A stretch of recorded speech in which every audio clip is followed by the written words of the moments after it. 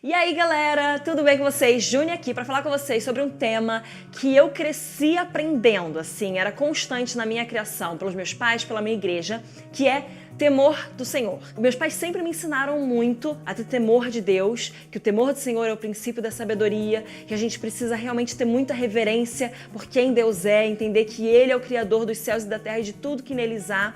Ele é o Deus de todo o universo e a gente precisa ter temor em relação a Deus, mas não medo dele. É uma coisa diferente. Pra mim, eu até quero compartilhar com vocês, não faz muito sentido a gente ter medo de Deus, porque Deus é um Deus muito bom, Deus é amor, Deus nos ama incondicionalmente, Deus é maravilhoso e quando a gente entende o temor dele, a gente não tem medo, mas a gente tem essa reverência de entender que ele é tão santo, que ele é tão maravilhoso, que ele é tão digno de todas as coisas, que a gente não quer ferir quem ele é, que a gente não quer desagradar a Deus, a gente não quer ferir o coração dele, por todo o amor que ele já depositou na gente e a gente responde a ele, e nesse amor, a gente responde com esse temor de querer obedecer a Deus, querer fazer as coisas como agradam a ele, mas não por medo. O inimigo, ele usa esse medo para afastar a gente de Deus. Sabe aquelas pessoas que às vezes elas pecam, elas erram e elas têm medo de ir para a presença de Deus. Elas têm medo de se confessar a Deus, elas têm medo de trazer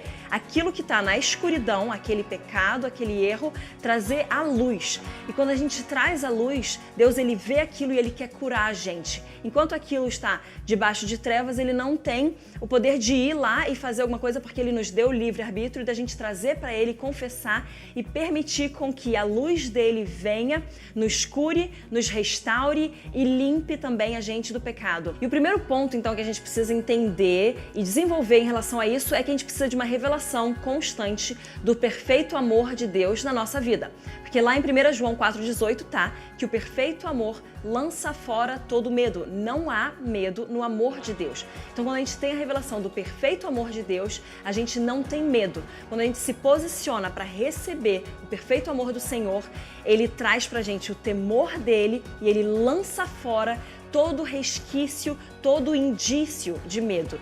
Porque o medo é uma brecha para que o inimigo possa atuar e nos parar, nos reter, nos impedir de chegar onde Deus tem pra gente chegar. E o mais importante de tudo, ele usa o medo para nos impedir de realmente entrar no coração do Senhor.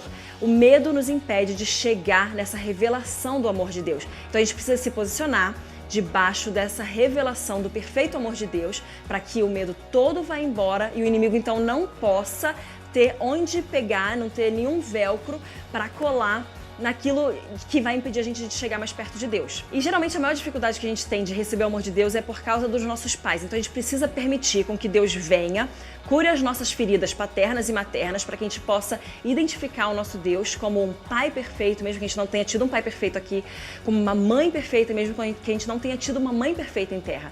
A gente entende que o perfeito amor vem dele e não de um ser humano. Então quando a gente tem essas nossas feridas de pai e mãe curadas e tratadas, a gente impede, aí acaba com a brecha do inimigo de pegar essa feridinha, de pegar esse machucadinho no nosso coração e usar isso com o medo de não agradar o coração de Deus, com medo de não ser aprovado, de não ser afirmado.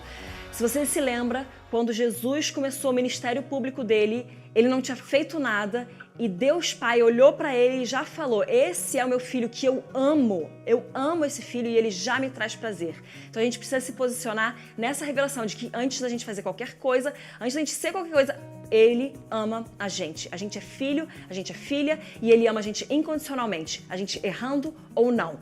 O amor dele nos constrange para que a gente fique cada vez mais parecido com ele, para que a gente faça as coisas que agradam o coração dele. O amor dele traz a gente para perto. Quando a gente tem medo de chegar perto de Deus, é porque a gente precisa então de mais revelação desse amor dele. Então esse é um parâmetro também que você pode ver assim, ó, se eu tô começando a ter medo de Deus, é que eu preciso de mais revelação do amor dele na minha vida. E é o perfeito amor dele. Você tem que entender que não é assim, é um pouquinho de amor. Não, é o amor intenso, incondicional e perfeito do nosso Deus por nós. E o número 2 é que a gente tem que ter revelação do que é a graça, porque pra gente a graça é de graça, óbvio, né? Mas a graça custou tudo para Jesus, porque ele morreu por nós, o sangue dele foi derramado pela gente, ele chegou a suar sangue, ele se deu pela gente para que nós pudéssemos então, pela graça e mediante a fé, entrar para o reino de Deus, para que a gente pudesse ter a nossa salvação. Mas a graça custou tudo. Então, quando a gente entende a graça do Senhor, a gente entende o temor. Porque pra gente é de graça, mas pra Ele, pra Jesus, custou tudo. Pro Pai, custou entregar o seu Filho. Pro Espírito Santo, custou viver e habitar na terra com a gente. Ele é Deus e Ele habita em nós. Ele habita aqui na terra com a gente. Então, a graça custou tudo. Quanto mais revelação da graça, mais temor a gente tem. Quanto mais revelação da real graça, menos a gente barateia a graça. E não é assim, ah não, tudo bem, Deus perdoa. Não, é tipo, meu Deus, grandioso, majestoso, me perdoa. Ele olha todo mundo e me vê.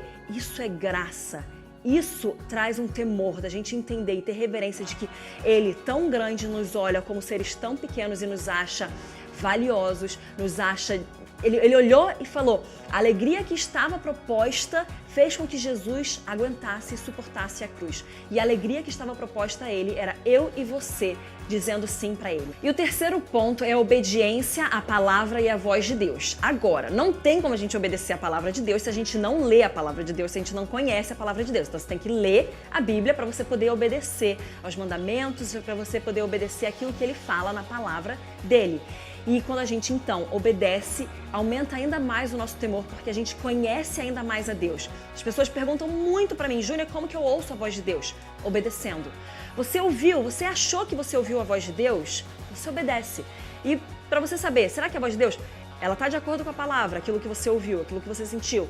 Traz justiça, traz alegria, traz paz, traz amor? Obedece.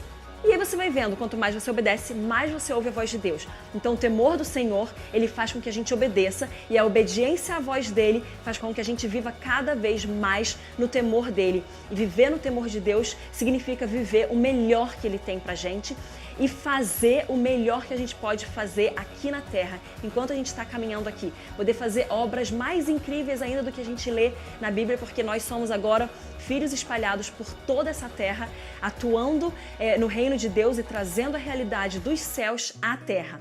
Então esse foi o nosso vídeo de hoje, eu espero que você tenha gostado. Tenho certeza que você gostou, porque eu tô falando aqui de Deus e Deus é muito maravilhoso. E não se esqueça então de você se inscrever no link do Dunamis Sprint para você ficar por dentro de todo o conteúdo que a gente está postando online para você, especial para você, para que nós como corpo de Cristo realmente nos pareçamos cada vez mais com Ele. Então é isso aí, gente. Um beijão, fica com Deus e até a próxima.